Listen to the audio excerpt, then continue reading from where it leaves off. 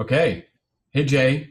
I'm here with Jay McTighe, assessment expert in understanding by design. Worked with Grant Wiggins for a long time. I think your reputation precedes you, so I'm not going to do a long introduction. It's really great to just chat with you about assessment for this course that we're offering on rethinking assessments. And I thought it would be interesting to start just to get people to see a little bit of what you see. And so the question that I have is, what is a great assessment that you've seen recently, and can you deconstruct it for us? Like, what makes it great? Like, what are you looking at when you are evaluating or kind of just assessing an assessment? Well, thanks, Michael. I'm happy to be with you. I'm going to preface my answer to your question with an underlying premise about assessment, which is my contention is we should think about assessment according to its primary purpose, which I believe is to advance learning. Now, certainly there are other purposes for assessment, including evaluation.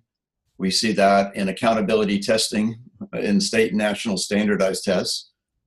We also know that assessments are used to evaluate student achievement, manifest often in grading practices. We also look at assessments that may be used for program evaluation. How well is our new mathematics textbook program working? And assessments are used for selection purposes, whether it's placement in a, quote, gifted program or selection for a magnet school or university admissions. So all of these are legitimate purposes for assessment.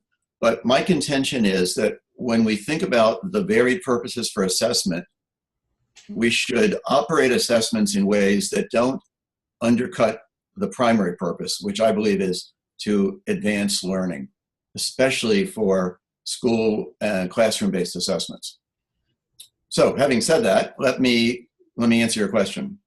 The assessment that comes to mind immediately is actually a project that has an assessment component. And the project is an amazing one developed by a friend of mine in New Jersey, a fellow named Mark Wise. He developed this project, which now has been running for 6 or 7 years, I believe, in a public school district in West Windsor, Plainsboro, New Jersey. The project is a week-long. It's called the Global Challenge Project, and it's literally run the last week of school for 8th graders in 2 middle schools. I could go into detail about it, but I'll try to be brief. The essence of the project, which the kids know about in advance, they get to pick one of the United Nations global challenges. And these are very authentic and big problems, like ensuring a sustainable water supply for a region of the world, eradicating hunger, supporting economic development, and so on. So the kids in advance get to review the global challenges. They get to pick one that they're interested in working on, and every student gets his or her first choice. They're then assigned to a team, I believe it's 4 or maybe 5 students, and they have an entire week to research the problem or the challenge, to come up with an idea that they think could help to address the problem. They write a brief, a kind of a written brief describing their analysis of the problem and their proposed solution. They then prepare a presentation, which is given at the end of the week to an adult panel of judges, some of whom are experts in the challenge area, by the way.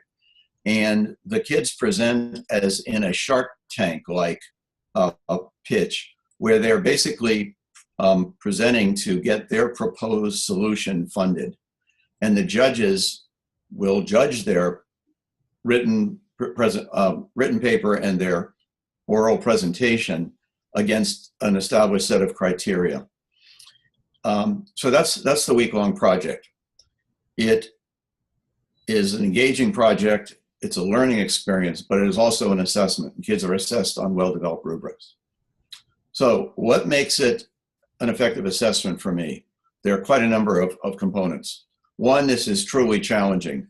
This is not seeing if kids can spit back information they've memorized on a test. This is authentic, challenging application of knowledge and skills around a real-world problem. The focus of this project is on arguably important skills: critical thinking, problem solving, research, communication, both written, oral, and multimedia, and the ability to work effectively in groups. There's a real audience. They're not presenting this to the teacher to be graded. They're presenting it in front of adult panels. The criteria are known in advance, and they have rubrics for critical analysis, for research and critical analysis, problem solving, and effectiveness of their communication, both written and oral, and a rubric on how well they work in groups. There's student choice in the product or in the project, as well as student direction along the way. The kids determine how they organize and what they decide and what they communicate. And finally, students are engaged in self-assessment, both on their product and how well they work effectively in teams. So I recognize that this is not, quote, a normal assessment. It's not like a Friday quiz. But to me, it's a rich assessment that clearly promotes learning, as well as gives us measures of important learnings and important goals of a modern education. So let me pause on that note. I mean, I love that. That's great. And we'll link to that project. We can add it as a resource that folks can click out of this and take a look at. I mean, I love all of that. That sounds like the kind of project that a lot of teachers are creating.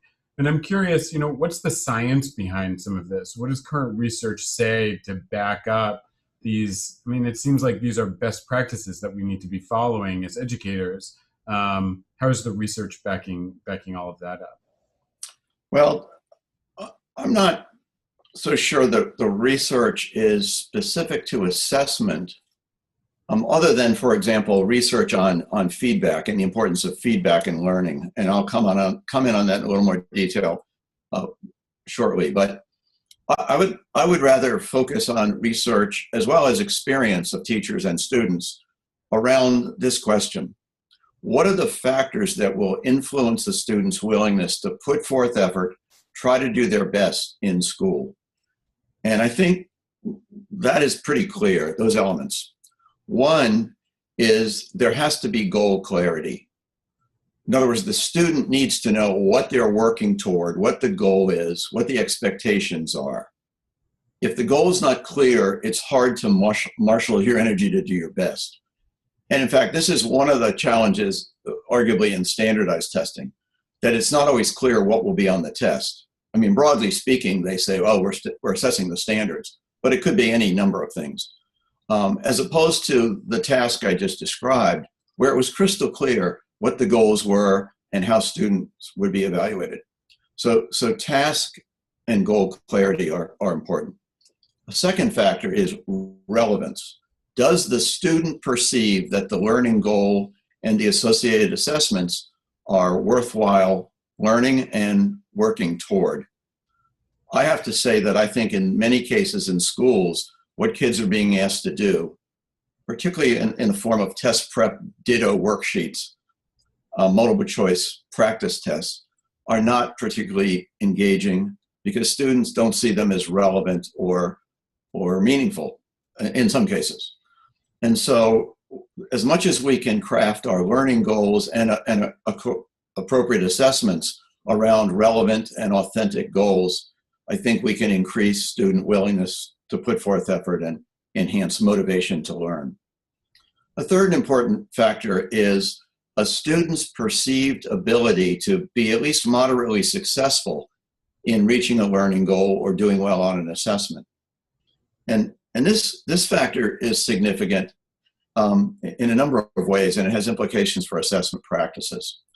Once again, if teachers present students not only with the goal and show its relevance, but also are clear about how students' work will be judged. For example, that means not only presenting the criteria or the rubric for an open-ended task, but showing models and examples so kids can actually see in tangible ways what excellent, good, fair, and poor looks like.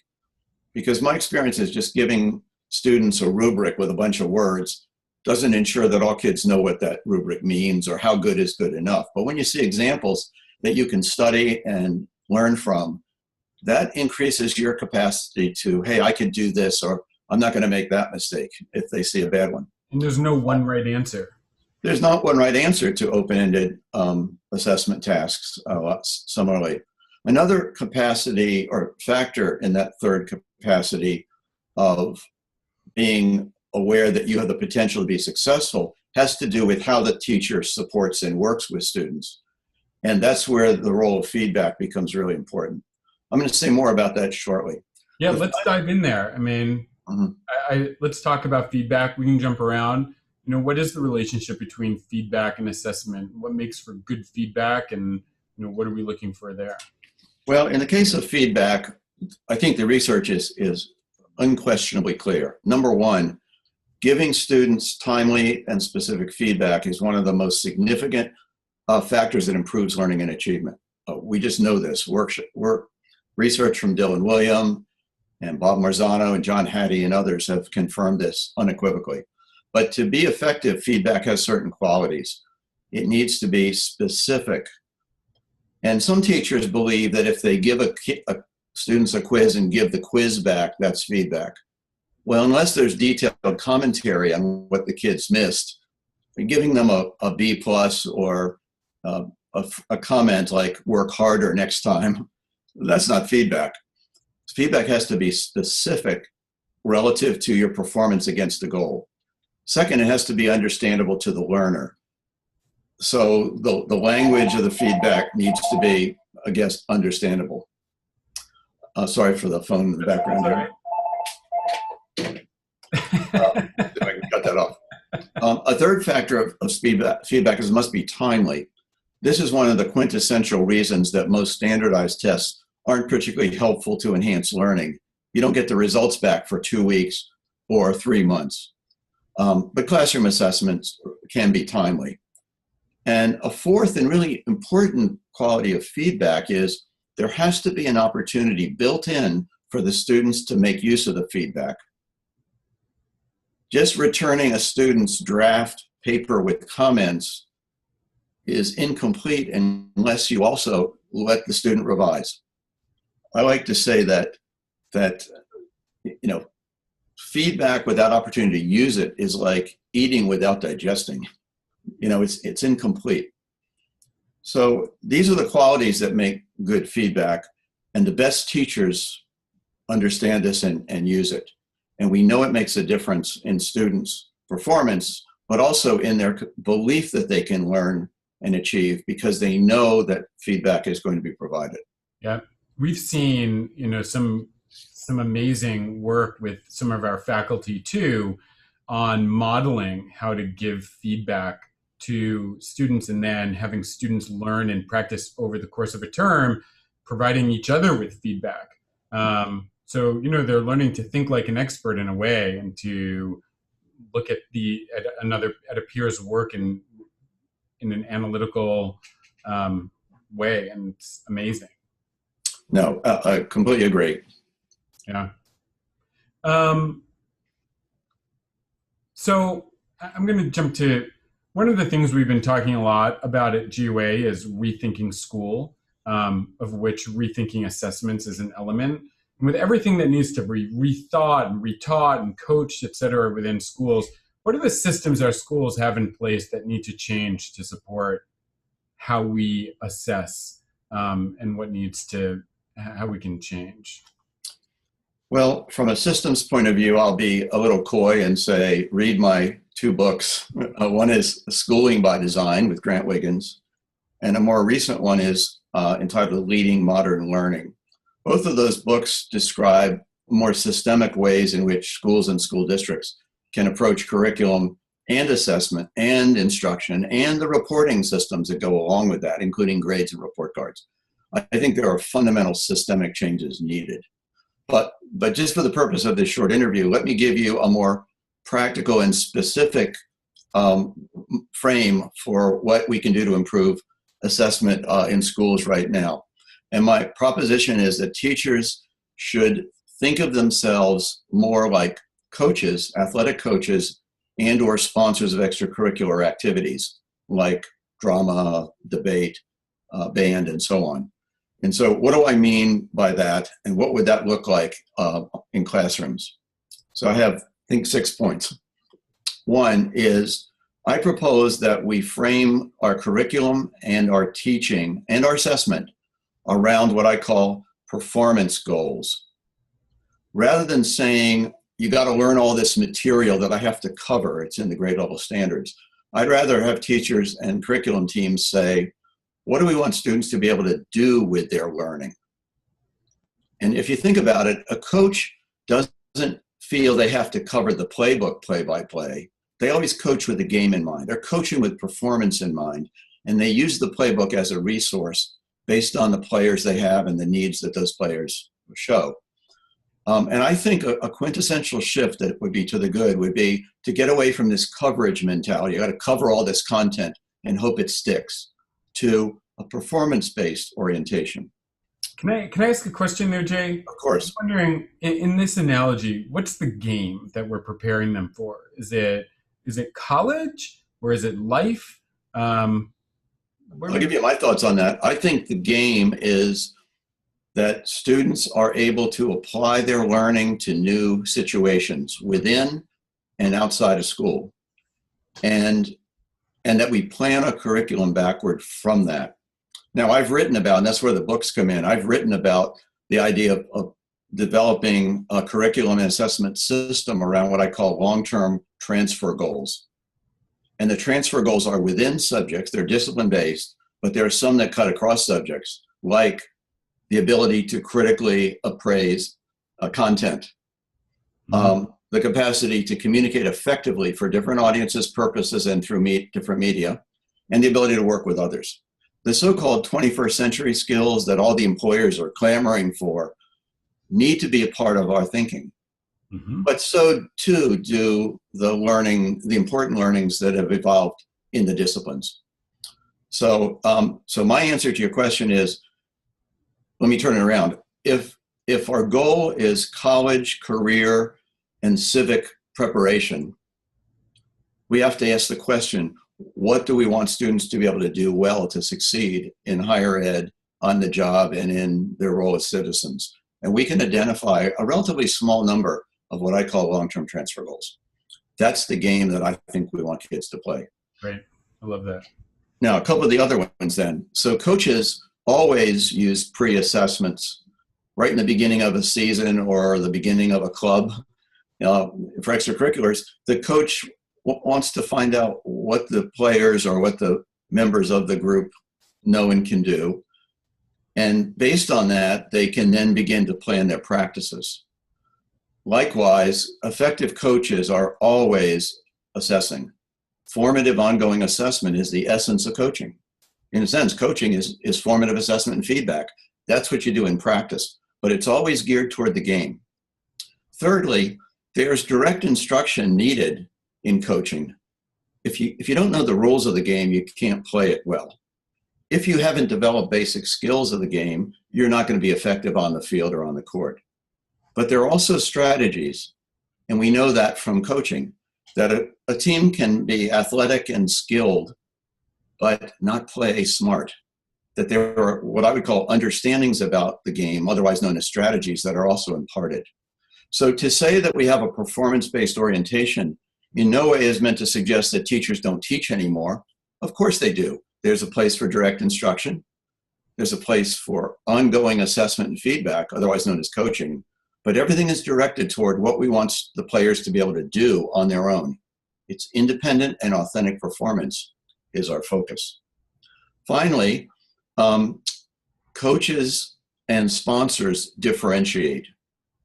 Whether it's we have players that play different positions and need different preparation for those positions, or we have kids that have varied skill levels. We have some advanced players and some beginners. And so differentiation is the norm in athletics and in extracurriculars, and it should be the norm in every classroom within what's feasible. You're not going to individualize for 30 kids or 160 kids every day, but good coaches differentiate and good teachers can as well. And finally, coaches, the best coaches, get their players to self-assess. They analyze how they did individually, and they look at game film in team sports, and they plan how they are going to individually and collectively improve. And so the best coaches, as do the best teachers, engage students in reflection, self-assessment, and goal setting for the future. If we emulated the qualities of the best coaches and sponsors on a regular basis in every classroom, it would immediately improve learning, motivation, and performance.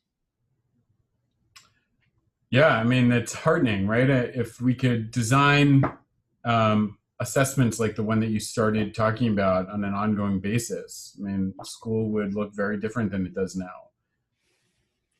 Yeah, agreed. And I do want to declare that while I am a clear advocate for increasing the use of more authentic performance tasks and projects, in no way am I discounting the virtue and value of more traditional assessments. If we want to see if kids have basic knowledge, a quiz and a test works fine. If we want to see if kids are developing basic skills, we need to assess basic skills in isolation, perhaps, to see if they've mastered them. But I'm simply saying the knowledge and skills should be considered the floor, not the ceiling. And I think right now we have too many assessments that A, are only measuring the things that are easy to test and grade, or B, they emulate the high stakes standardized tests. And so we see too often in schools, the focus of assessment is only assessing in the classroom what's on the state test in the way it's presented on the state test. So you have a lot of multiple choice format assessments with the assumption that if they practice the look and feel of the state test, they'll do fine on it. But that's wrong for several reasons, not the least of which is some of the most important outcomes of schooling, including the college and career readiness kinds of outcomes, are not easily assessed with multiple choice. And if those are the only assessments we're using, we're doing a disservice to learning and our students. Yep. And even in independent schools where they don't need to teach to a test, you know, there's the SAT, the ACT, and AP classes, but independently of that, I think one of the interesting challenges too is how do we align ourselves deliberately across, you know, as a school, as an institution where we are measuring student growth over time along these skills, so that it's not just you teaching what you want because you think these are the skills that you like and I'm doing the ones I want, but that as a faculty we're working together to say, you know, we're going to graduate students with these skills and this is how we're going to measure and give feedback on it over time. Absolutely. Coincidentally, I just returned from the Ed Leader 21 conference, their international conference, in which a lot of the conversation was around these very points.